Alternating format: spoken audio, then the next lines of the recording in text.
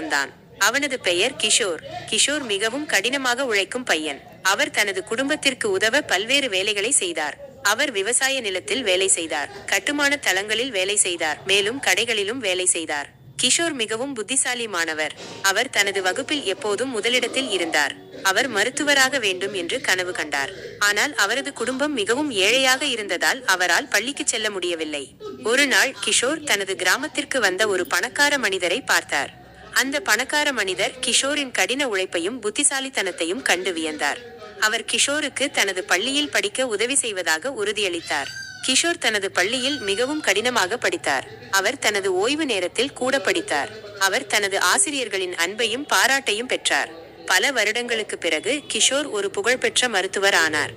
அவர் தனது கிராமத்திற்கு திரும்பிச் சென்று தனது மக்களுக்கு சேவை செய்தார். கிஷோர் தனது கடின உழைப்பாலும் அர்ப்பணிப்பாலும் தனது கனவுகளை நனவாக்கினார்.